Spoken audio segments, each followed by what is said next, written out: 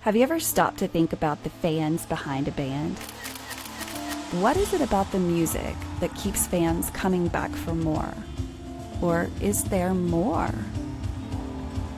My name is Renae Lipsmeyer, and I am the host of this podcast, The Space Between Podcast, the podcast where we talk about the fans of the Dave Matthews Band. Each week, a fellow DMB fan joins the show to discuss their journey with the band. Welcome to the Space Between Podcast.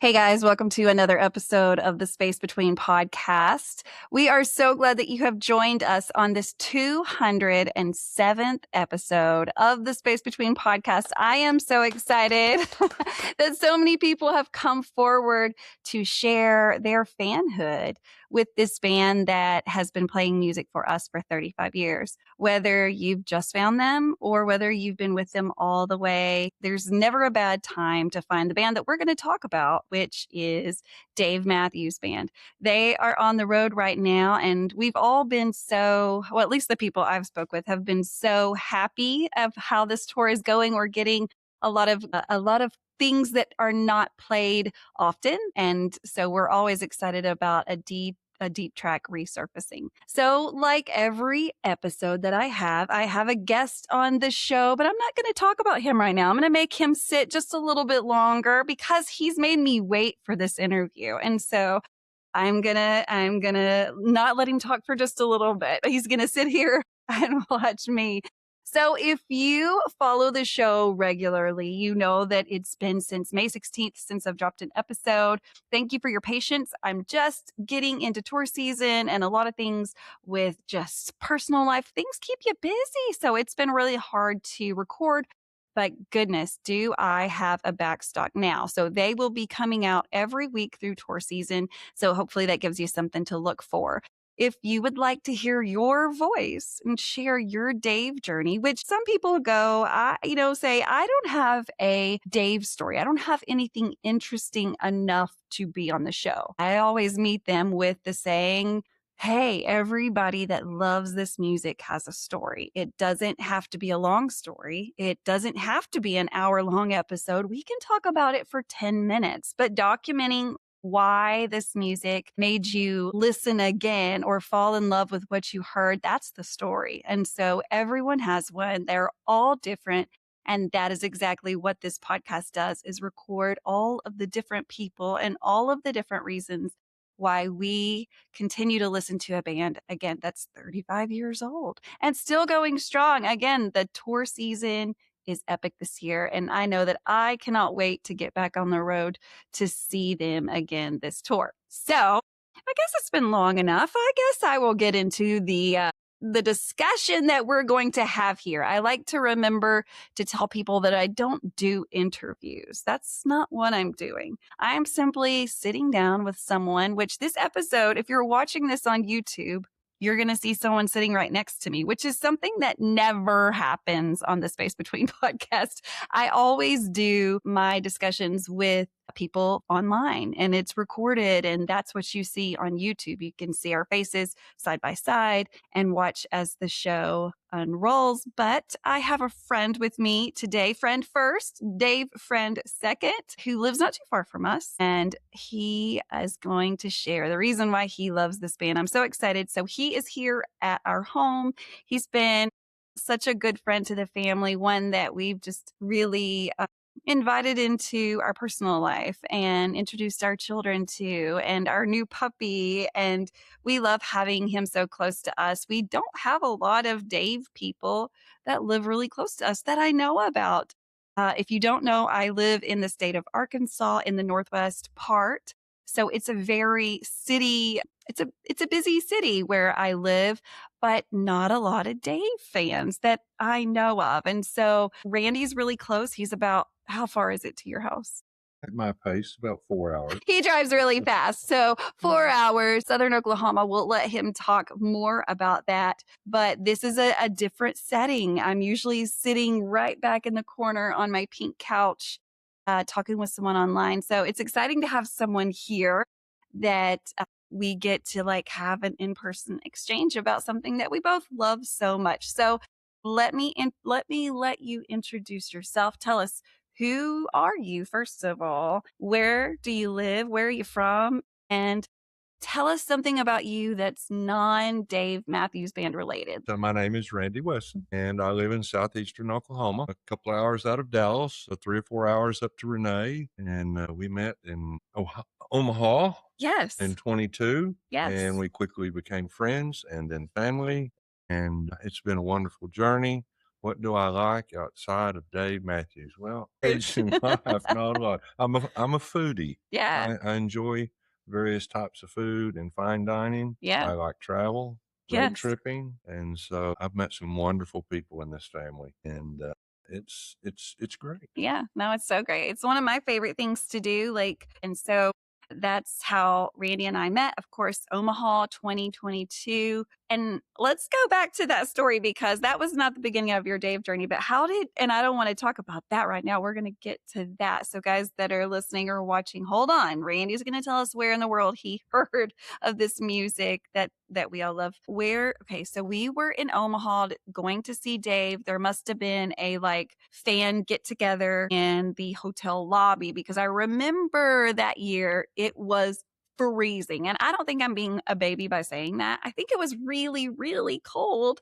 And so we kind of hunkered down in the hotel lobby. I mean, there was probably 100, 200 people in the lobby. Yeah, there was there was a night, Oh, there may have been. it was at a little pub or something that we all Okay. got together and had a gathering. Okay.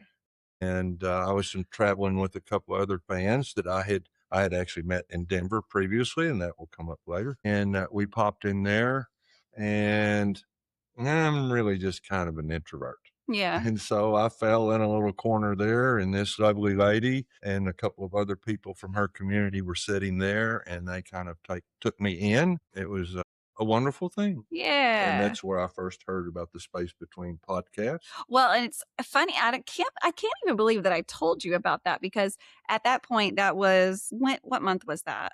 October. Okay, yes. October of 22, which I didn't officially start rolling out episodes until the end of November of 22. Well, there was a test episode in November, and then the first I guess like the first real podcast that I sat down and did with other people or a lot of other people was December. And so it's been rolling since then. It's funny that I was talking about that, but I remember telling people, I don't remember telling you, but I do remember telling someone else that it was quickly approaching and that I was doing it and that I was working on how to do it and all of those things because starting a podcast was not something that I knew how to do. I had to read a lot and learn a lot to do it, but I did it. And so we've been going strong since November 22. I say we, but that's like me and Justin. Like we do this together. He's behind the scenes. I'm on camera. And you've done a wonderful job. Well, you had a picture, and I remember a card or something. I took a picture, and I didn't catch on that you were just starting. I thought it was actually already established. And so then when I kind of caught on that you were just starting, it was neat. Yeah. And the best I remember, I think I finally got to a point where I'll obligated first. I'll do this. It's a growth experience. I'll do it. You know, and I think it was going to be number 5 or number 6. And then you had a family incident that caused you a pause. And when you came back with YouTube, and I thought, no. Yeah. So here we are now, 202 episodes later, and you finally got me. So yeah, here we go. I know, 207 episodes. It's wonderful. I'm so excited to be all the way to 207 because to me that means yay, people are coming out to tell their story, and that's exactly what I'm trying to do. That's the whole purpose of this podcast, was to share other people's stories that made them feel the same way or different or a way that this music has made me feel, but specifically not only the music but also the fanhood and the other fans, and it really has resonated with so many people, and they're like, wow, I would love to talk about Dave with you. Because how many times do we in life have someone that will call you and go, hey, I want to talk about nothing but Dave for an hour with you. Right. And then I'm going to share that with other people who really want to hear that, because you're not listening to a Dave Matthews Band podcast unless you like Dave Matthews Band, right? Like that usually that, I mean, people run across things and go, I wonder what this is. But Dave fans are what listen, and they're excited to hear all of the stories. And so if this is your first episode, thank you so much for finding this podcast. Thank you for watching episode 207. And I invite you to hop in anywhere along the way from episode 1 to this one. Just pick number 25 or number 125 or whatever, 175. They're all going to be completely different. I'm the host of every one of them, but the guests are always different. And the way that we even do that, the conversation, if you will, like I like to say, is completely different, because I try to meet the guest where they are, right? And make this something that they're proud of, because do we have 20 more years of fanhood ahead of us? I don't know. My guess would probably be no, just based on ages of all of us, and including the band. So document your story while you can, while the band is still playing, and while we're celebrating 35 years this year. What a great time to just document your story, so that future generations of people that look back and go, I found this band and I think it was a band forever and it did really well, but it was like a grassroots movement as far as like when they started and when they, kept performing. This band is a lot different. So I'm excited that there are 207 episodes. Randy is the 207th. So let's get into it, Randy. So my first question, and this is easy because only you know the answer. When was the very first time that you ever heard of Dave Matthews Band? I was aware of them when they first began. It was primarily because they didn't get a lot of radio play per se. It was VH1 or MTV, certain interviews, things like that. It was a time in my life to where I had moved on from live music performances and doing other things, hot rods, Harleys, things like that, working with my hands. And so music was background. It was playing on the radio in the garage. And but there was a very unique sound, and I really enjoyed it. And so I was exposed to it on. Life went on, different things in life, good and bad, and I was just removed from live music. And 4 or 5 years ago, this time in life, I'm searching for something to do, and we were coming out of COVID, and I spotted an hour from my home in Durant, Oklahoma. Dave Matthews Band was going to play. I'd already discovered them on XM30 on Channel 30 and listening to them constantly. And I thought, I'm going to try that. And then that one didn't work out. They canceled it. I seen they played Rogers, Arkansas, and I thought, why would they play there? Because it's the best place in Arkansas. Now we know there are Dave Matthews Band fans everywhere. And they'll come to Arkansas. It's crazy. Yes, absolutely. So I started doing research, started watching YouTube videos, listening to the music again, and the new tour schedule came around, and it was Texas. Yeah. I live in Oklahoma, and I love my Texas neighbors to death, but we have this little rivalry. Yes, and they so do. anyhow, I thought I can't let my first show be in in all fun and seriousness.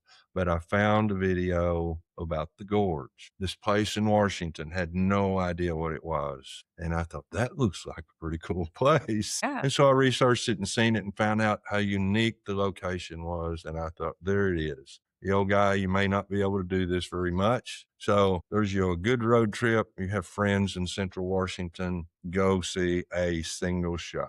And so that's what I set out to do. You were just going to go to one? I was going to go to one Friday night show. Okay. I honestly did not know at my age if I could endure any longer. Sure. No, I did start working out. It was 4 or 5 months. I started watching. I also found Couch Tour. And man, what a blessing Couch Tour is. For those everyone. what is Couch Tour? Couch Tour with other fans. They go to a show and they spend their show holding their telephone, streaming this live stream back to the people at home that aren't fortunate enough to be there that night.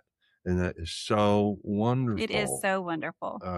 We're so this thankful. Says a lot about the Dave Matthews Band community. So anyhow, that I endured that until I got to go to the Gorge, and I decided if you're going to go, you got to figure out how to at least endure all 3 nights. And I did, and it was wonderful. It was great, and I met wonderful people. some of the most unique little things were just small little encounters you almost can't even describe. And then you met a few people, you know. Right. Did you feel nervous going into a show that you didn't know anything about? First is the venue, and then also you didn't know anyone there. What were you thinking? Just Well, like, I'm somewhat of an introvert, yeah, but I'm a retired truck driver, so I'm used to traveling alone. yeah, Used to going into crowds alone and things like that. And I just went to the mindset, I'm going to go do this just to see if it's fun. yeah, And most of these people, I'll probably never see them again. So yeah. what the hell? You can say fuck. Yeah, What just the like that. fuck? Fuck, fuck, fuck, What the fuck, fuck? You fuck. know, so little did I know on that part, and we'll get into it. But anyhow, I did the 3 shows, and it was wonderful. What I did was you like about it? Well, I was a huge Led Zeppelin fan, Yeah. and the very first song they played that night was "Fool in the Rain." The Led very Zeppelin's first on the night very one? first song Wow. that I heard Dave Matthews perform was a Led Zeppelin cover. Oh my And I know goodness. so many don't like the covers. I'm sorry, I do. Yeah. I actually wished we had a full night of covers at the Gorge. Someone mentioned that before. You're not the first one to say Right, that. Just do one of the nights all right. And covers. then that Yeah. way you could get them out of the way, and then everybody else could be happy for the other 2 nights. Maybe. So anyhow, and I did that, and the show was great. It was the year of the drone show. Oh So my this first goodness. experience, it just freaking blew me away. Oh my goodness. And then I seen on my way, I road trip. And so on my way home, I have to go through Denver. And lo and behold, the band was going to Denver that year after the Gorge, How strange. starting the fall tour. This was 23, 22. 22. Okay. So I just snatched me a couple of I snatched a ticket, and I thought I'll grab one Denver show. And so I get back. I have relatives there. I spent time with them, and I ended up searching for a night 2 ticket, and I found one. And the person I actually found it with, they actually, I wasn't going to do posters, and darn it, they give me a poster On your on third the show. first. They actually got the first show there in Denver, and also now I got a wall full of darn posters. So But they're beautiful, they are right? And beautiful. you're It's proud of wonderful them. art, and yes, And and it's like so telling a story when you look at your absolutely, posters. I know I'm doing this, and if you're watching on YouTube, you yeah, can't see the wall, but I have yeah, a whole, mhm. all the So walls are covered in yeah, Dave, but the posters tell a story, they do, right? And right? they remind you of such They happy they times. reminded me. So I thought this is going to work, and Mhm. so that's when I came home from the Denver show, and the next show I added was the Omaha show, My and that's where I met goodness. you. So, gosh, you were only 4 shows in? That was 3, 4, 5. Omaha was my Oh, 6th 3. show. Okay, 6. Ugh, Yeah. 6 show. So anyhow, and that was Labor Day 22, and I don't actually know where I'm going to finish now, but No one does, right? no, the West Palm Beach show, night 2 was show 41 for me, Oh my and I goodness. never expected to have this many shows. How exciting. Right, and I am having the time of my life. When you say that out loud, that you've been to 41 Dave Matthews Band concerts, does Right. that sound crazy to you, just knowing who you are and things you've done in the past? Does that seem how does that make you feel to hear that? I'm enjoying it, and I Yeah. hope to make it. I never thought I would get 41. I always thought if I can get to 27 or 34 or 36 or hopefully 41, oh, guy, it'll be good. You'll have had another little You've reached late yeah. stage run, and I'm still going, and I'm enduring it well, and I'm going to keep rolling with it. Yes, and you've got some more planned, but we'll get to that in just a little bit. So you keep going. You go to Omaha and you start meeting people. Is that kind of when you're meeting people the whole time, but is there something that you can sense by the 6th show that like, whoa, this is like a thing. Like the people are when did you start picking up on all of That that? actually kind of started in Denver. Okay. There were a couple things that happened. I was primarily alone. The people that I knew in Central Washington attended the first night show with me, and they weren't typical Dave Matthews fan people, I will Mhm. say. Mhm. They're lovely people, and I thought, y'all don't need to attend. You don't need to be afraid Randy's going to be alone or anything. Randy's going to be okay. Right. So they went the first night, and they actually had a good time. Of course. It was fun. But then the next night, I think one of the next story that I remember from that show was I found a spot in the lawn, a level spot. Went in Mm. early and scoped it out, found me a level spot, and there was a young couple that had probably a 5-year-old boy, and they sat down. They sat down and established on the lawn in front of me. And the guy, he got his little list to go take care of things before the show Yep. starts, and he Yep. heads off. And mom and son, they lay down in front, and the music, the house music, is playing in the background. Uh-huh. And the little dude, he was sitting there kind of sleeping, but I noticed he was keeping perfect time tapping with his finger on Wow. mom's knee. And I thought, this is how it starts with people. Yeah. And so as the show went on, it's kind of strange, especially an old guy, me approaching people. So as the show went on and the family was gone, my granddaughter had painted some little rocks and put different things on them. And I strategically handed them out to different things. But I passed a rock down to that young man, and I told the parents, I said, there's something for that show. I asked if it was his first show, and this was on night 2. And they said, well, no, he was here last night. Oh. So I said, and so it was his first experience. He was about 5 or 6 years old. Oh, wow. And that was one of the most warming experience for me of that weekend. Yeah. Yeah. And kind of softy about stuff like that. Well, a lot of people are. I think it's kind of natural. But on to Denver, I met a couple of people. Uh-huh. People that the names are recognized in the community. One person very special to me, Shannon. And she kind of, like she says, she pulled me out of a corner because of the way I was in. Because you're an introvert, naturally. And we became friends, and that's actually, she was an acquaintance there at Omaha when I met you and things like that. And so, the first foundations of meeting these people. In Denver, I met Nikki Flynn. Yeah. Nikki Flynn lives in California. She does a lot in the community in general, but also, on the socials, you'll find her.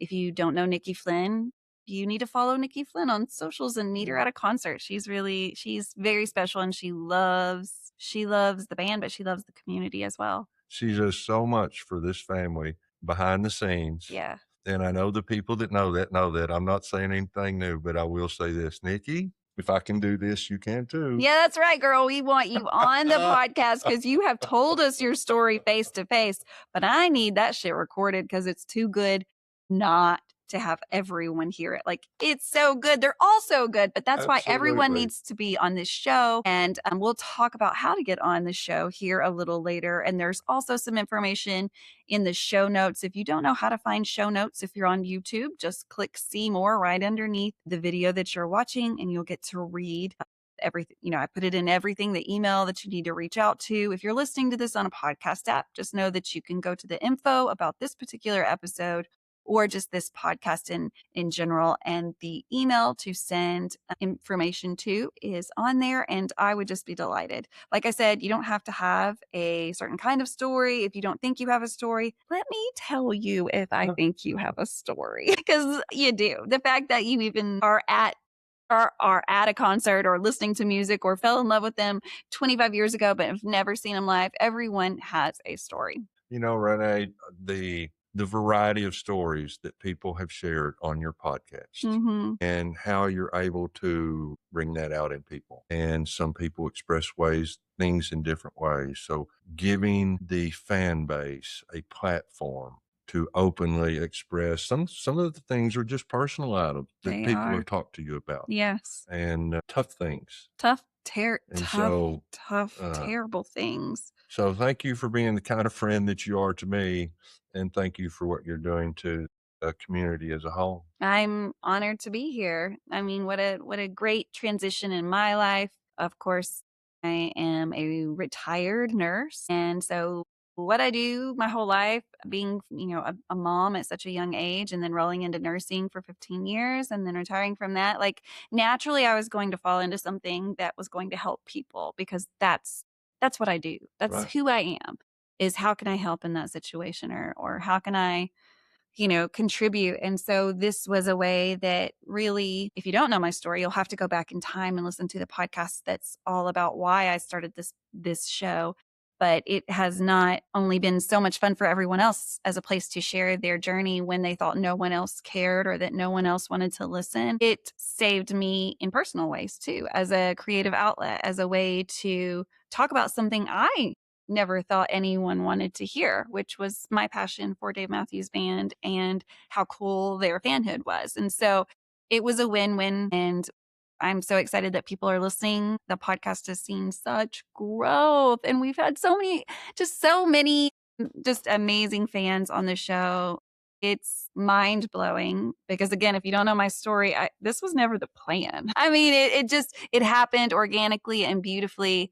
And I always say I don't necessarily know what I'm doing. They don't teach podcasting in nursing school. So this is all new to me. But that's okay. I wanted to keep it I always say that I wanted it to sound like a party line. And if you don't know what a party line is, a long time ago, I don't even know. How do you describe a party line, Randy? For those of you that never heard of a party line. It's like a Zoom call with no visual. Yes. And you didn't sign up for it. No, it's just the way the phone works. You were not invited.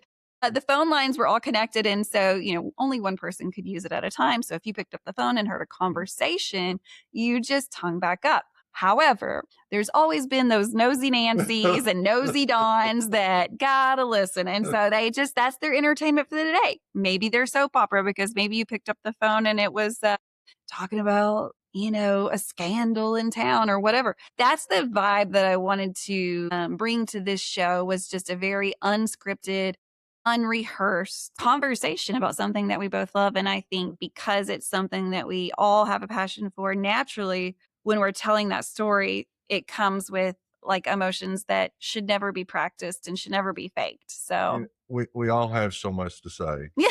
and the noodles inside our head get shook up pretty good. I don't know about y'all guys, but am I the only one that thinks Dave needs to give us the noodles? If you know, you know. But yeah, one of these times it needs to be the noodles, not the door. Was it someone that told us that? Now we're talking specifically about what song was it? What song is it? Walk Around the Moon. Walk Around the Moon. That's right. And in it, he says, found a new door inside of my head. Yeah, I found a new door inside of my head. And on a couch tour one night a few years ago, I can't remember the details. I don't know who it was. One of the commenters mentioned that her toddler would go, I found a noodle inside of my head. Because it does sound like that. And it's taken off like a rocket Yes, ship. I even got a sticker this year on the Texas 3-step. Yes. And I think Dave needs to give it to us in the song. That's so funny. I mean, if he can give us a manual from the YouTube video that is hilarious, yes, if you haven't seen it.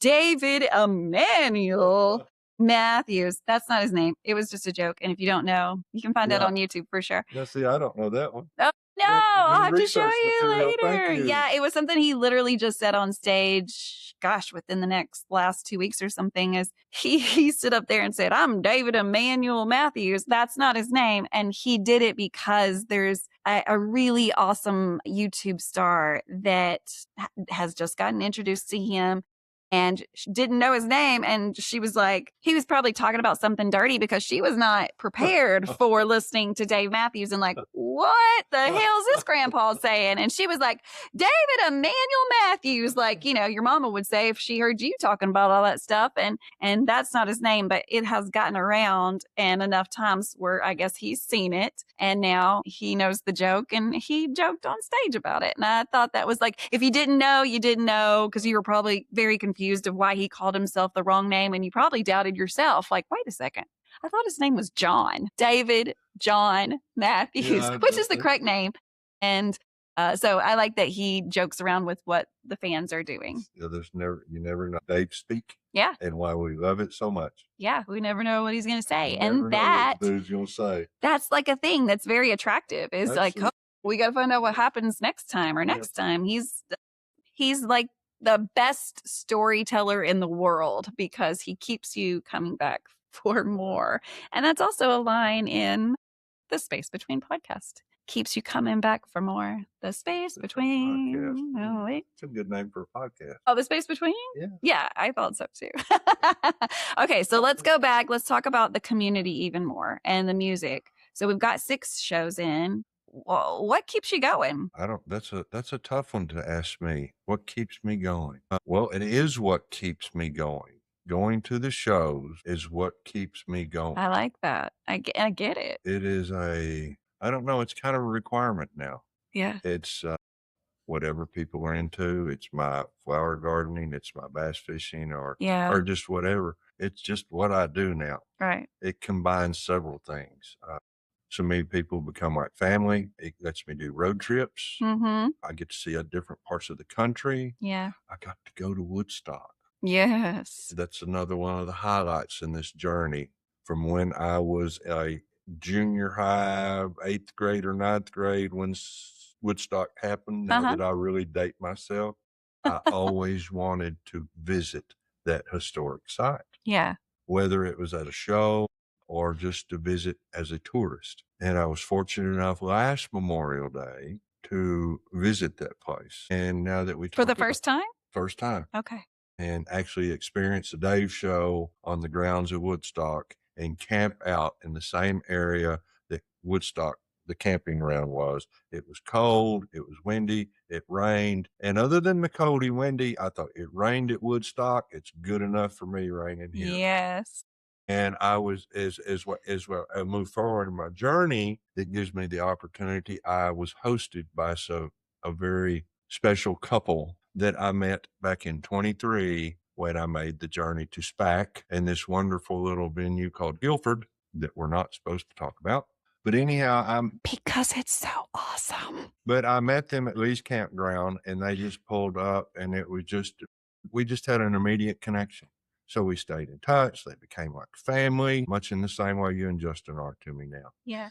And so I was fortunate to go back last year. They hosted me in their home and we went to Bethel and experienced the show and camped out. And then we hung around and went to Syracuse, I think it was, one of the other shows in their neighborhood of New York. Mm-hmm. And it was such a wonderful, wonderful time. And there's more people, you're going to go to these people. You're not going to meet anybody you didn't, Well, that didn't work out. And I've met some of the most special people in my entire life. Wow. And I don't know now what I would do without them. Right. And that's not something that I expected in starting this. It was just to go, something to do that travel solo, listen to good music, hop in the car and go on to the next thing. Yeah. And it was something I found that worked well. Maybe it found you at the perfect time. Exactly. This stage in my life, as my daughter mentioned, it's good for me this stage in my life. Yeah. And as this season has started, which the Texas two-step, me and I picked on my Texas neighbors a little earlier. The 3 shows in Texas this year have been the highlight so far. It's a little still early in the season and all, but those 3 shows were wonderful. What made them stick out? Well, I don't know. I actually kind of thought they were a little too good for Texas shows. Oh! But I don't know. It was there again. It was the people. They were unique set lists. There were very few repeats, which is not. Sometimes the first 3 shows they get a few. In fact, 3 shows, 60 songs, 56 songs, 4 repeats. The 4 repeats had the fiddle.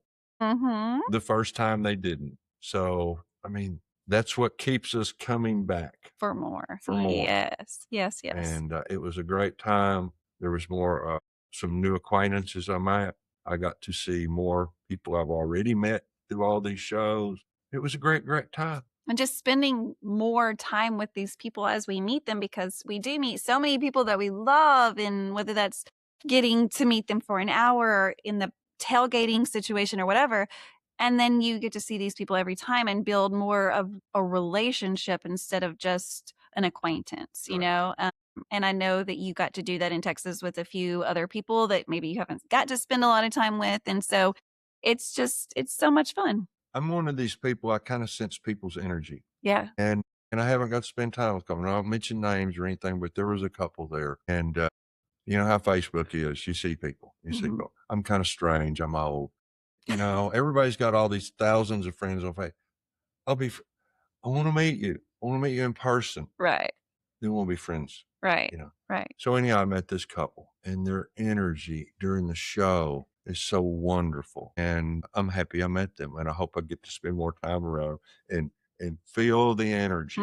It helps this old guy make it through the show to get the energy of the good people. And there's a lot of good energy to be shared with people. There is. It's amazing the energy that just come from the fans, and then you've got this massive energy coming from the band, and it's just like you're in a tornado of positive energy, and it's really incredible. Now, I haven't heard that people feel different than that. Like most people say the same thing, like, I feel that. I know that not everyone does. And I know that people may be listening to this that, they are just like, wow, I have just never experienced what you're experiencing. A lot of the relationship building has to do a lot with being online and having an online presence and being part of the groups that Dave Matthews Band has. There's a group for everyone, for every state. There's a singles page. There is anything you need. And that is where at least I think you as well have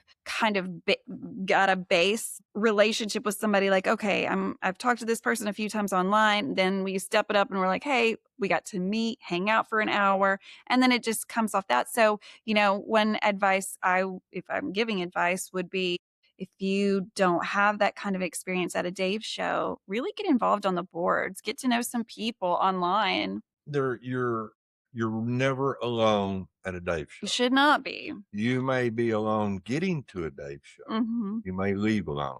But if you want to meet somebody and engage with them, there are hundreds of people. Right. Some of these stories that I have been at the Gorge, some of my most unique. But there's been some that walking through a crowd at Alpine, going back to the buses on the horrible night of the storm, that I was walking through there and there was a lady dancing at a tailgate and we walked by and she just grabbed me and we locked arms and we went around in a circle a couple of times and went on. That's one of those memories that stick with me. Yeah.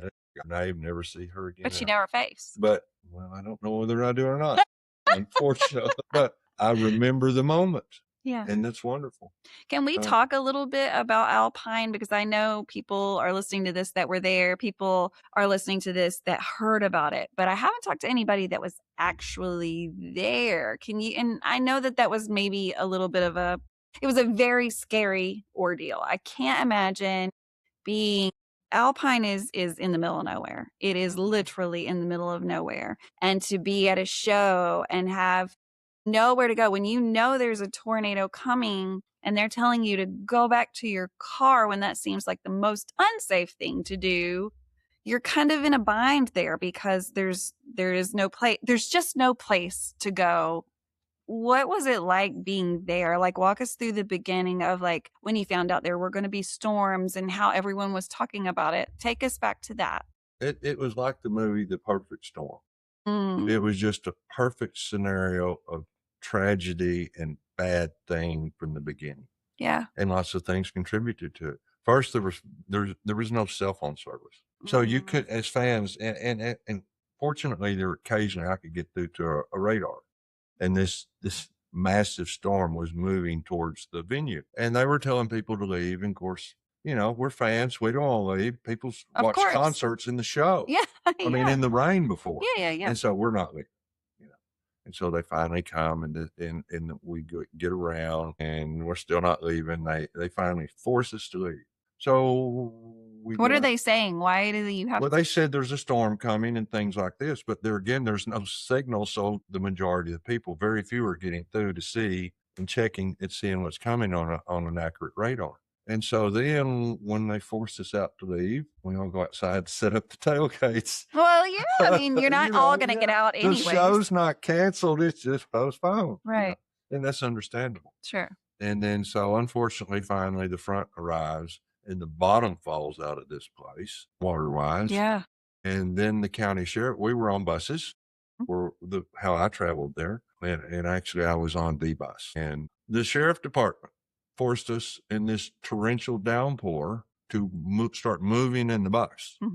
Of course, they think and believe, in all sincerity, there's a tornado coming at us. And of course, then there's all these thousands of cars trying to hit this little road and funnel. And when did you find out that there was actually a tornado headed your way? The weather was showing tornado warning, but and you can look at a radar. Like I said, occasionally you can get a radar signal. And I live in southeastern Oklahoma. So you know about tornadoes. Right. So, I mean, I was concerned. I kept looking at it and this show's not going to happen. Yeah. So everybody do need to leave. But anyhow, we finally get to a point and we're on a bus and there's 50 of us and everybody's been partying pretty good and there's no air conditioning and the windows start steaming up and it's starting to get dark.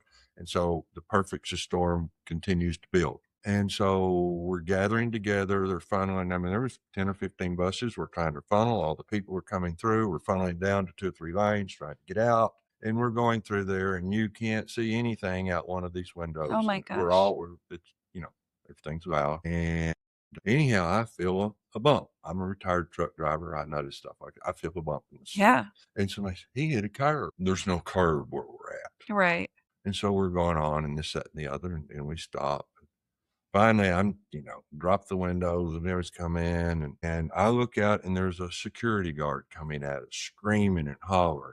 And there's all these people.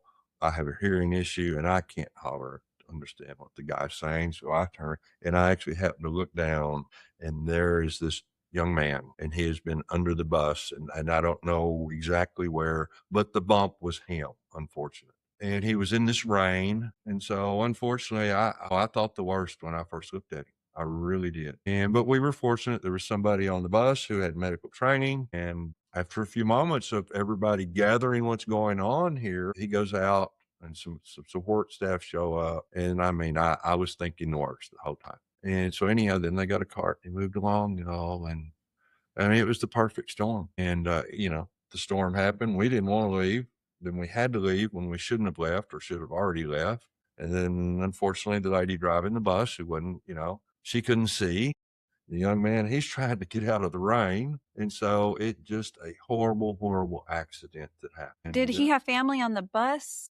No. I never really got a full story. Myself and somebody who I was with, we stayed in touch with that driver a little bit, oddly enough. Before the show, we were visiting with her and we asked, do you get to go to the show? And she said, no, I'm staying with the bus. Well, I thought she was required to stay with the bus. And then she said, I don't have a ticket. Okay. So she doesn't get in. Right.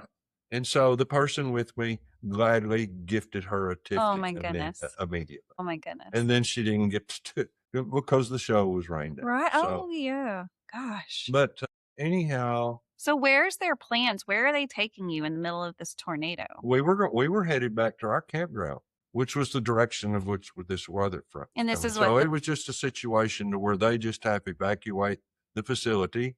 There's really, like you said, no place for everyone to go. And it's just it's thousands of people. Well, and considering the people who camp there also. Oh my goodness, yes. And so it was a horrible thing.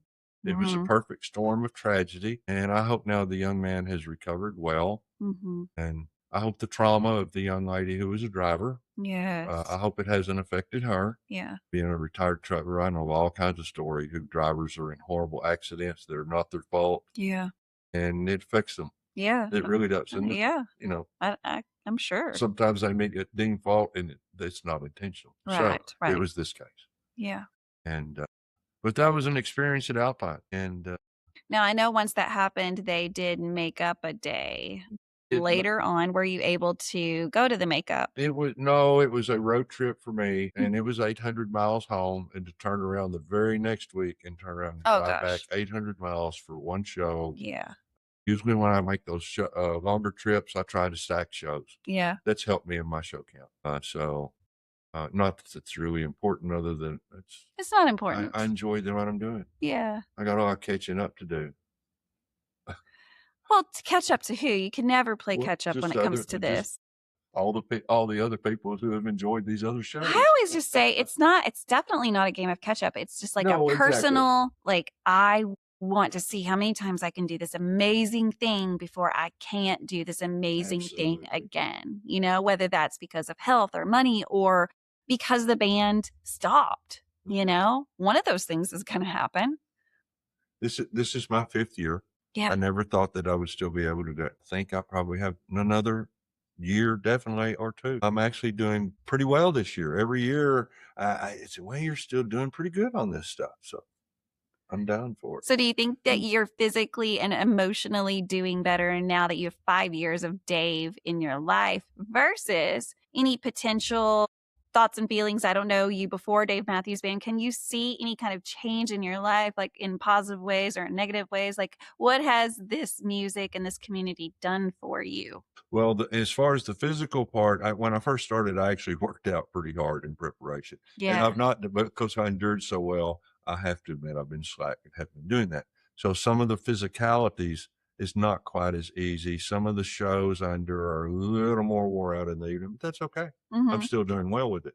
But as far as my mental state of mind, anxiety issues, things like that, being open with people, getting to know people like family, there is a very special group of people I have. Yeah. That I tell them all the time, and I mean it, I'd walk in front of a bullet for. I mean, that's just the kind of person I am, you know. Yeah. And some things are more important than self. Yeah. And so, and I've learned that when we make other people a little more important, then sometimes it comes back around to us. It does. It can. And so it's a great thing. Yeah. No, it's a great thing. It's changed my life, and I can't imagine not doing it anymore. But again, there will be a time where that happens. And I often wonder, what are all these Dave fans that have made it a part of their life to see the band as much as they can, to listen to the band as much as they can, to listen to XM, to watch Couch Tour every time they are playing.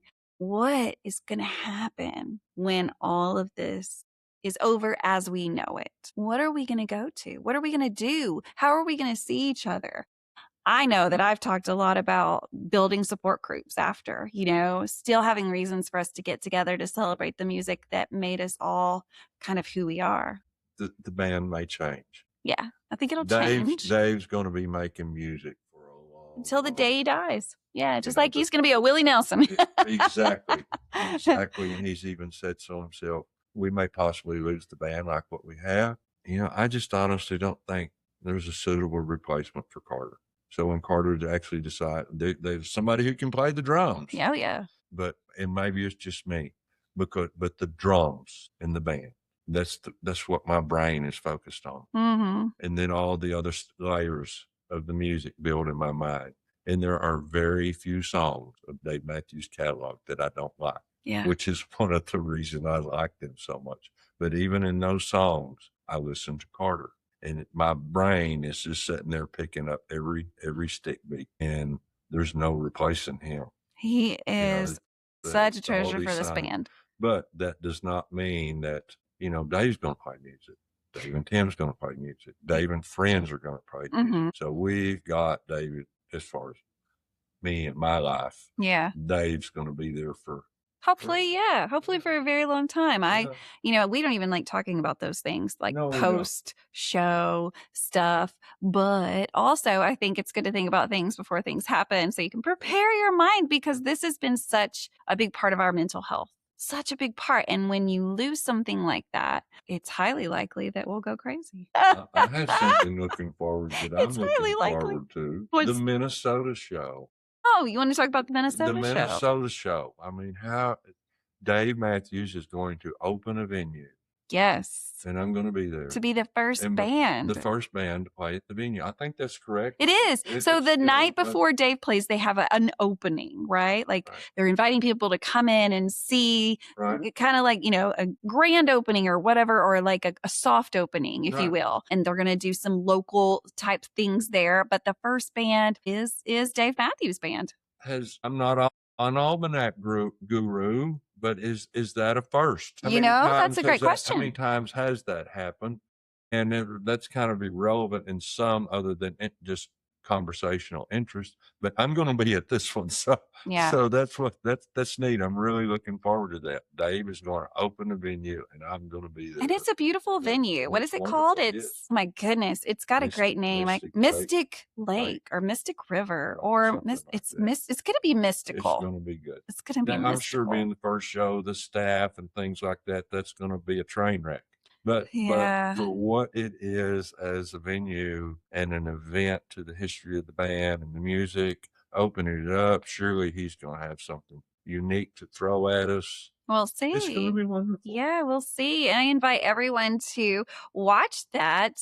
Wherever you can get it on the internet. Rumors are flying around. We'll see where it airs. The Space Between Podcasts knows a little bit of stuff. And so, if you can't get it anywhere else, you can always get it on Couch Tour. If there's a great internet signal, it is hard and it's not guaranteed that someone will always be able to get that perfect signal or that perfect place. And so again, even more reason to say thank you, thank you, thank you to all of the people that use all of their arm muscles to hold a phone. I don't think I could do it. I really don't. At the Omaha show, Yeah. I did, I think, a 30-minute stream. Oof. I was a couple of rows behind the pit. And and of course, I don't have the newest phones, Graver, or anything like that. And it worked well. And it was nice. There were some people that watched it for a while. You know, Yeah. of course, for some reason, I have a curse. I never walked into a concert with a full battery on my. It's just one of those things. Just one of those things. But anyhow, I got 30 minutes in and other people picked it up and all. But yeah, I always try. But for some reason, I never get signal. I guess I got a junk carrier or something. Now, who knows? But anyhow, I always try to make sure somebody's getting a stream going because I know it's that important back to the people. It is. So many people. There's so many. We can say first names: Suzanne, Aaron.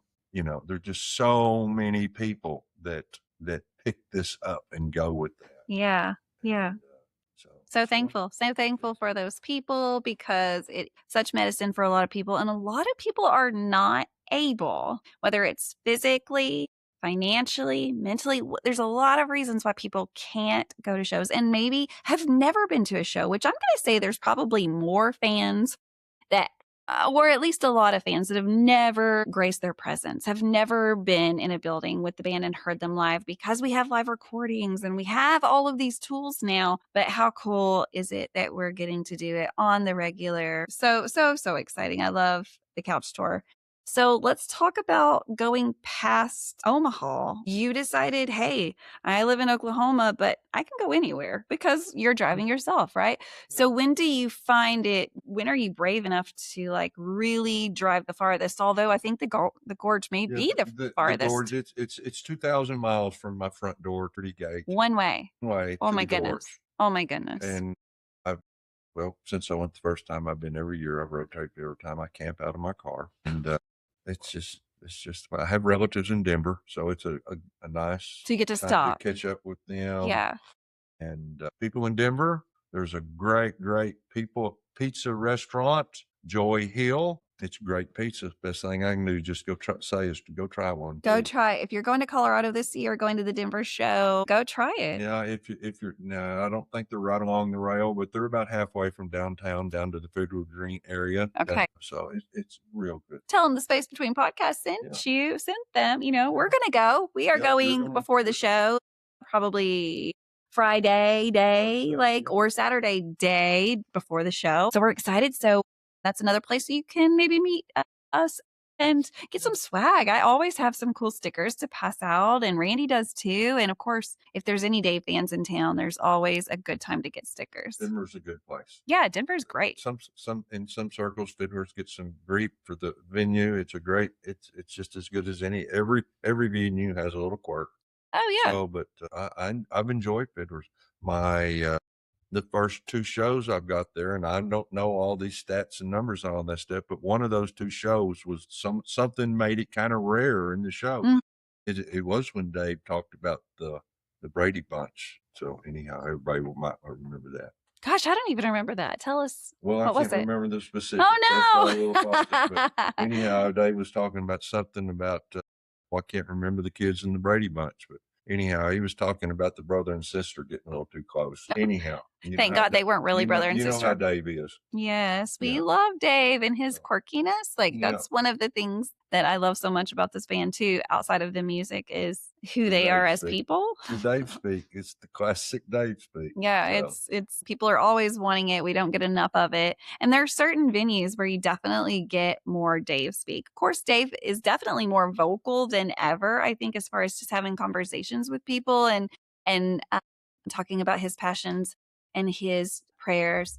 But one of the venues that you can really hear him kind of break out of his traditional Dave work is going to Mexico. Because it is just Dave and Tim, and you get 3 nights with these guys. And I know that you went for your very first time back in January. So 2026, Dave and Tim. Let's walk through that. I mean, tell me, were you ever really thinking you would go? No, really, it didn't. I'm more of a mountain type guy. Go to the mountains or things like that, and so the beach and stuff is not that big a deal to me. Yeah. but I had the opportunity to come up, a special friend I wanted to spend some time with, and we decided to go, and it was fabulous. Dave and Tim was awesome. Catching a Dave and Tim show was a goal. Yes. And it's so hard to catch one. I knew that Mexico might be the easiest place actually to catch a Dave and Tim show. It is quite an investment. I'd never been to an all-exclusive restaurant. I had never either. You can't believe. I would hate to see the room service tab if just it was alone just by alone. itself. Yeah. Right. So I thought this is when you get the sticker shock of looking at Mexico. If you like room service, it's a bargain. It really is. So you can eat just 24 hours a day. that. And so that reshaped my brain because there was no food expense. The staff, it tips well. Take a bunch of $1 or $2 bills. Mhm. I like the $2 bills. That's what we took. But anyhow, it was a very special time. One of the nicest takeaways that I had from the show, I struggle with my feet sometimes on the lawn or things like that. And I try to get good shoes, especially at the Gorge and things like that. And there was one night at the show, I went in my sandals and stood there in the sand in sandals and for 3 hours at the show. And at the end of the show, my feet did not hurt at all. It's totally different. It was totally different. Yeah. And what a cool experience to Yeah. go from grass to sand. I mean, Yeah. you've done it both, right? And so to me, it's a welcome venue. Oh, I yes. hadn't got to wake up in a bed and look out the window and see the sunrise between palm trees across the oceans. Right. You know, Pretty nice. That's pretty nice living for. But you are paying for it. It is, like you Absolutely. said, solid investment. I wish that everybody could do it at least once, but it is pricey. It is unfortunate that it is so much, but it is because of where they're taking you, Right. because of the service that you get, because of all of the food. And I mean, you can go up to what looks like you're going to pay for everything, get like a gelato or a macaroon or something specialty item. It totally looks like you're going to pay for it, but no, you go and you get all of it for free. It's amazing. I love it. Anytime I have, and a little extra that can go in the Dave and Tim fund. And so it's something I'm always looking forward to. I don't know if I'll go back. We never know. And it's always like I come out like at the beginning of January and go, you know what? I think I'm going to go. That's how I plan that. It's always best to any show you can go to. Go if you can, Absolutely. and make it work for you. I'll give this advice and something to think about because I do think that it was a solid way of doing it. For those of you that just look at the pricing on daveandtim.com or whatever it is when they push it out, I want the band to make so much money. Don't get me wrong, because they do so much good with their money. But hey, you got to live on a budget, right? Like you only got so much money. I'd love to save 1 million trees, but I don't have $1 million, right? So we did take a chance this year, 2026, and just bought a reservation to the venue or to the all-inclusive resort, just the resort. Got a reservation at the resort, like you're going with your family. You just go to booking.com or whatever you go to. We booked certain days there, which those certain days just happen to be the same days that Dave and Tim was there. Because guess what? There's a lot of people at the resort that are not there for Dave and Tim. It is the way it is. And so we definitely got there a lot cheaper. Now, here's what we didn't get because we went through booking.com. We didn't get to get into the show. We did not go. We did not have tickets to the show. Now, there's a couple of ways you can do that. I'm going to tell you how we did it. We knew, because we had been there before, that the pool, the pools there are crazy, but on the far end of one of the pool towards the actual stage, you could see the stage. You could literally see the stage from the pool. Right. And I was like, definitely the screens. Yo, I would be totally happy with this. And so that's what we did. We didn't get tickets to go into the show. We didn't get the bracelet that gets us in and all that. We did get a bracelet. Our bracelet's different because we are guests at the resort. So we sat in the pool. We enjoyed it. We got to watch the big screens. There were a ton of Dave fans that were sitting outside watching, and some exciting things. People that just happened to be staying there had no idea that not Dave Matthews Band, but Dave and Tim were going to be there. And we're like, holy shit, I can't believe this is happening. And they came down and watched it with us, and it was so much fun. There was probably one of the most interesting conversations I've had with somebody my age. There was a group of people there that were my age. There were 6 of them. I think there were 3 couples, and they were not there for the show whatsoever. They were, like you were talking about, they were just there at the resort. At the resort, yeah, and enjoying it. And they came by and started talking to us. You could hear the music. You could stay in your room and sit on your balcony and listen to fully the show hear it. Yes, all the way across the resort and do that. Yes. And so, but anyhow, they were so interested in what was going on. And it was one of the most interesting, like I said, one of the most interesting conversations I've had with my age group of people, because it was about the band. Yeah. And that's kind of not typical. Yeah.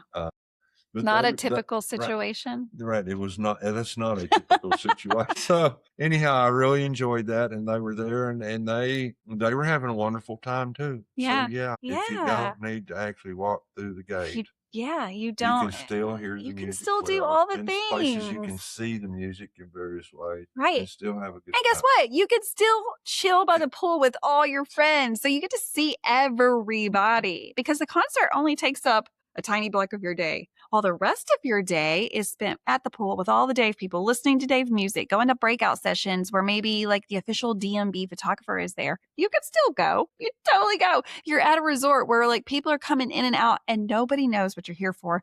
And then, of course, unless you have fire dancers and Dave Matthews Band stuff all over you, which is funny because I remember when we were checking into the venue or to the resort, they were like, "Are you here for the concert?" And I literally said no, because I was not. Right. I did not have tickets to the concert. Right. So in me saying no, that's absolutely correct.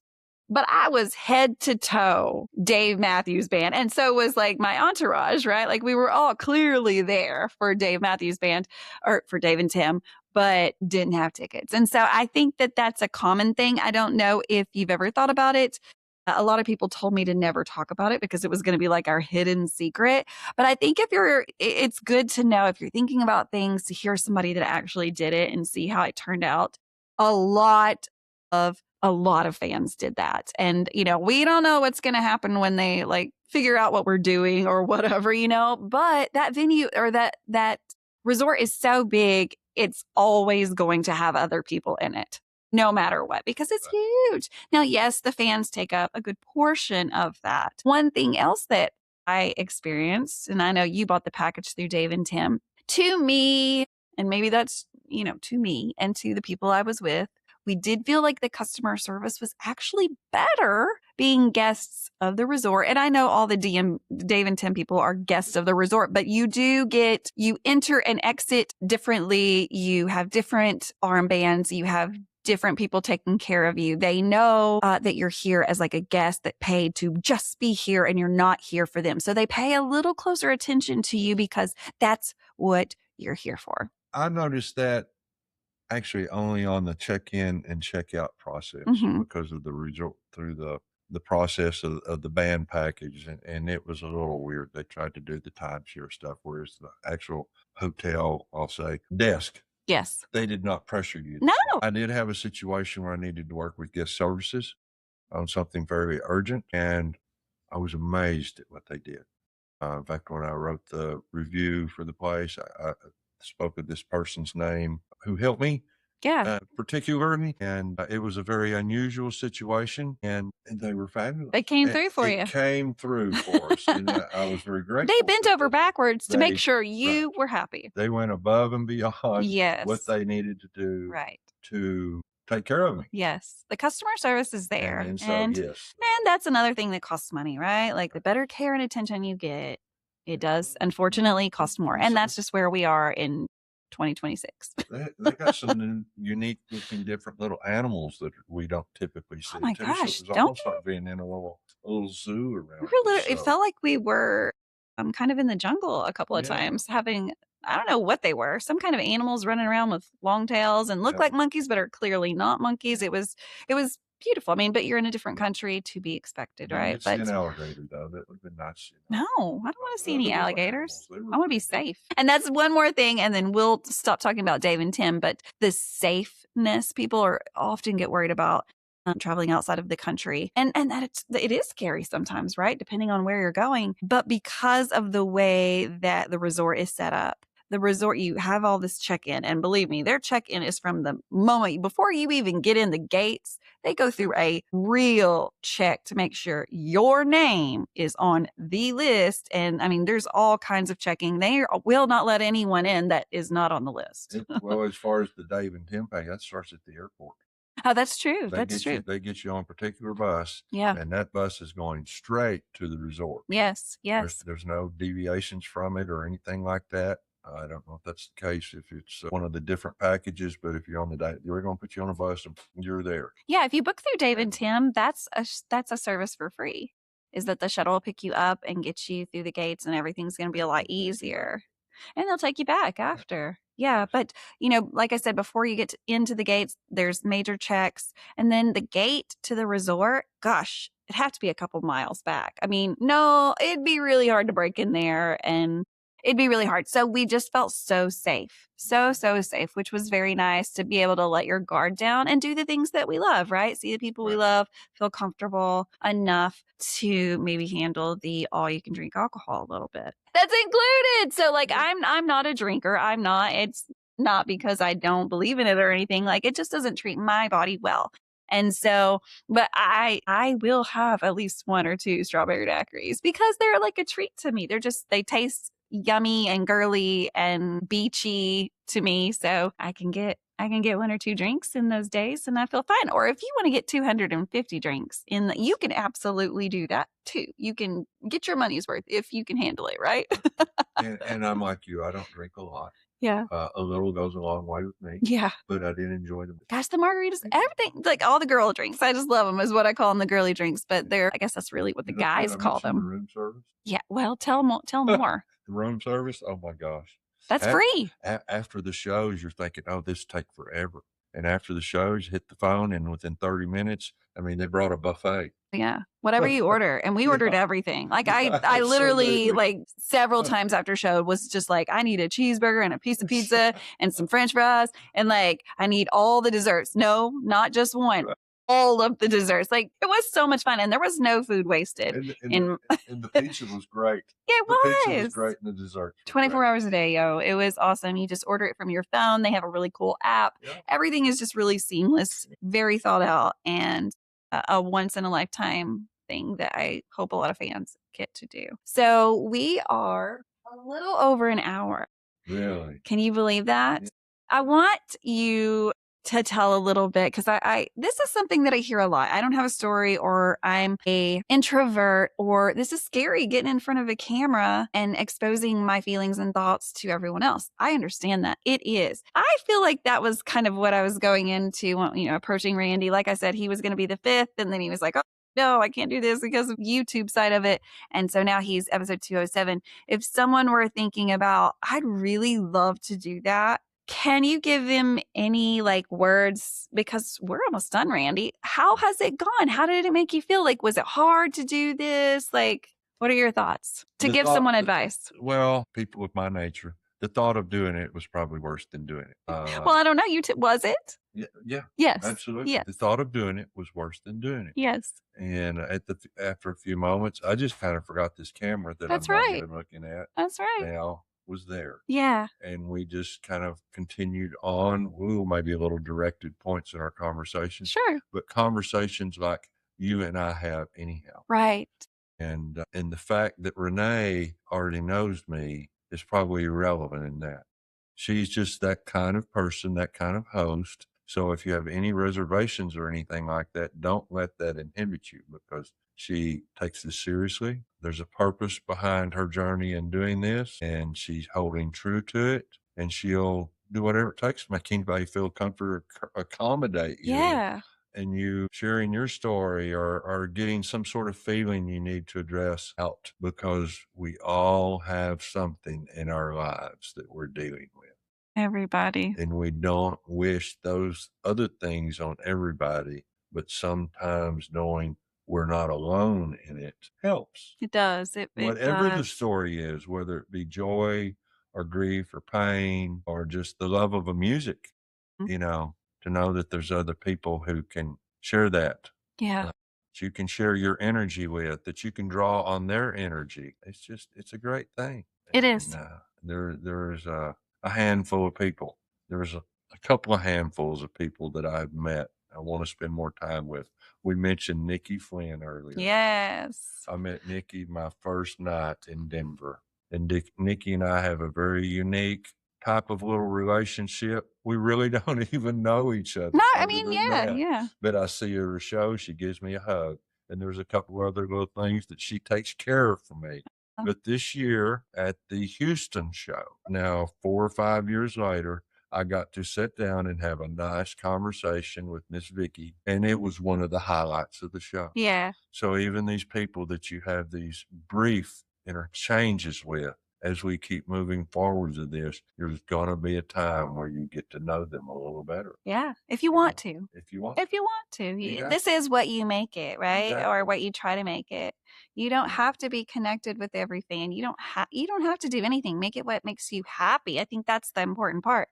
This is the side of life that is supposed to help you with being happier than you are, or just it's supposed to be a positive light in your life. And there's just so many stories of how this music, in particularly Dave Matthews Band, because that's my favorite band, of course. So I started a podcast about it. Imagine that. But it's supposed to be something positive. And I love hearing these stories that maybe are tragic and really hard to get through, but how this music has continued on in their life, even after heartache, even after tragedy, even after, all of these things that life holds for us. And it was the one constant for them. And so the power of music, it's a thing that I love to talk about. I believe that it truly is it is, no matter what anything says, no matter what AI says. I don't care who says it. I will fight forever to prove that music is a form of therapy and it actually can do us so much good. It's not for everyone. It's not everyone's medicine, but a lot of us it is, and it actually changes processes in your brain. And so what an amazing thing to get to talk about, and how cool that I'm on this side of nursing, right? Like stepped away from that kind of nursing, and now there's another way to help people and another way to talk to people about healthy things that we can do. You went from nursing to nurturing. From What you nursing to offer nurturing. this fan base Yeah. is nurturing and offers us an outlet to share. I think it's such a natural flow from me to go from something that I loved so much, but after going through COVID was really extremely hard. One of the hardest parts of my life. And it's really cool to get to still help, people in a small way. And so it is about something that I love. So guys, if you're listening to this, it really has not been that bad for Randy. He said it was easier than the thought of it. So here's what I want to challenge you to. If you're even thinking slightly about, hey, I'd kind of like to do this, send me an email. The email will show up on the screen right now, but it's also in the show notes, like I talked about earlier. Just send me an email and go, hey, this really interests me. I don't know that I can do it right now, but could we do it in a few months? And I will book you for a few months out, let you get to thinking about it, get you to watching a few episodes, kind of see how I do. Everyone's different, right? So this is your story. I do let you kind of guide and how the conversation is going to go, what we're going to talk about. There are no preset questions. And I think a lot of people are worried about that. Like, can you send me a list of questions that so you can be prepared? You're already prepared. You know everything that we're going to talk about. And so I invite you to send me an email. Again, that email is in the show notes, but it's also on the screen right now. Send me an email. We'll get you on the books to record your own episode. It'll just be a one-on-one. So super easy. We take that time to make sure that you're comfortable. And then boom, it goes on air and on YouTube for everyone to share. And I know that you're a listener. Thank you, a watcher of this podcast. And what has this podcast done for you? Like, is there anything you've watched or seen or heard or was able to just identify with from the people that you have listened to that have done their episode already? I mean, that's a wide ranging question. Yeah. There's been, the stories of the show, Yeah. but there's stories of people's personal tragedies, personal losses, Yeah. personal abuses. Yeah. And just illnesses that people went through. Mm-hmm. And they come on here and then tie that to their story of following the music and the community of the band. And that's one of the things that have helped me, because there are things that people have shared with you that there's no way in the world I could do it. And I commend them so much. So brave. And I hope it really helps them. I think sometimes just people talking. Yeah. Just being heard. Just being heard. Yeah. Good point. Good Yeah. way to put it. Being heard is a huge thing. Yeah. A great gift. It So is. thank It you is. thank you for doing Thanks this. for finally doing this, Randy. It only took 190 something episodes to get you to do this. I had to prove myself. He was like, let me see how long she's going to do this. And then maybe if it's successful, I'm picking on you. But I'm so excited. You just happen to be here. Randy's been helping us do so many things around the house because he's good at so many things. He can do anything you could think of. He's at, what do you say? I don't know. What is it? As like a jack of trade? A jack of all trades, a master. Yeah, But sometimes the master of none is better than the master of one. That's right. So we're so excited that I'm so excited that you're on this show. I know a lot of people, because you've been hanging out with me and Justin a little bit in traveling, and they're like, who is this guy that keeps following the Lipsmeyers? And so now you know it's Randy Weston. He doesn't live far from us. He's part of our family now. And so I hope that next time you see him, you'll come up to him and say, hey, Randy, man, I heard your story. Thanks for doing it. Now I kind of know a little bit more about you. Where that accent comes from is southeastern Oklahoma. I'm in Northwest Arkansas, but I'm from Texas. So my accent is a little different than, say, Justin's accent, a little bit different. But that's one of the things I've loved about this show is people literally all over the world, I can say that now, have come on the show and all of the accents. I love it. I love it so much because, you live in your city where everyone kind of sounds the same in a way, and then to hear somebody sound completely different. Accents are a thing for me. I like it.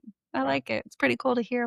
But guys, again, I encourage you to be on the show. If you have no desire to be on the show, here's something else that you can do to help me. Tell somebody about it. We all have got Dave friends and be like, hey man, have you ever heard of the Space Between podcast? It's literally about you and you and you. Anyone that's listening or watching, this is about you, the fans of the band, which is 50% of the story of this band. So I'd love for you to come on. I'd love for you to follow the show on all of the socials. If you're watching this on YouTube right now, one of the biggest things you can do for me is to hit that subscribe button. It's right underneath what you are watching. Give it a thumbs up, comment, do all of those things that you're like, what do I say in a comment? Just say great job or terrible. Don't say terrible. Don't say that. No, but comment, because what that does is help push it out to other people in their algorithms that may like Dave Matthews Band. And that's how all of this grows. Even with the podcast, if you're listening to this on any app that you get your podcast on, by leaving a review, by simply just leaving a tiny review that maybe just says 2 words, that helps push it out to people that may also love Dave Matthews Band. I had someone email me the other day that said they found my podcast because the podcasting app suggested it because they were listening to another Dave podcast and it said, hey, if you're listening to this one, you might like this one. And so mine came up. And so that's definitely how you're going to get, if you're not aware of the other Dave podcasts, they are all completely different, but about the same thing, which is our favorite band, Dave Matthews Band. And so guys, keep following the show. You never know when the next one's going to come out. It's always a surprise, but just be looking for it to come out every week during concert season because there is so much to say. So guys, until the next time, peace, love, and Dave Matthews Band.